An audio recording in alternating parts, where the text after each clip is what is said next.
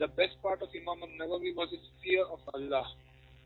Please advise us how to increase this fear in ourselves.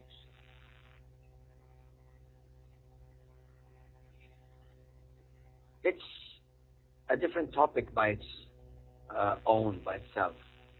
Fearing Allah Azza wa Jal is the most essential and important thing in life, because Allah the Almighty created us to worship Him, and worshipping Him cannot be done without fearing Him and loving Him. And what increases your fear of Allah is your knowledge that Allah is watching you. The more knowledge you have of this fact, the more fearful you are from Allah.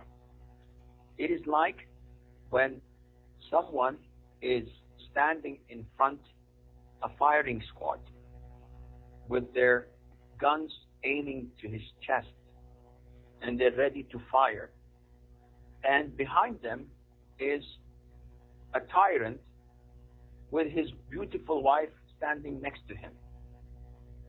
This man would never ever dare to look at the tyrant wife and admiring her beauty when he is facing death. Allah has the highest example.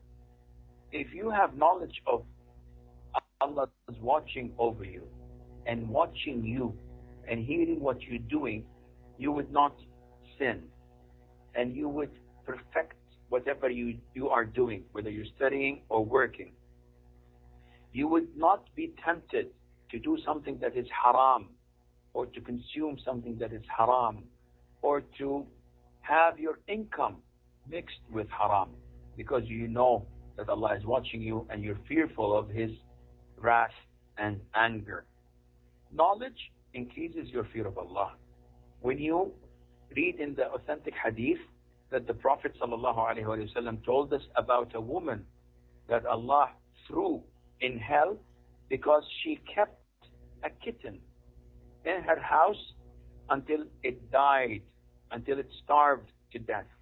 She neither fed it nor she let it go outside to eat from whatever she could find or it could find. If you read this hadith and learn that Allah threw a woman in hell because of this deed of just keeping a cat in the house until it died, starved to death, then what would Allah Azza wa Jal do to us when we oppress our families, our wives, our children, when we abuse them, when we mistreat them? What about our co-workers?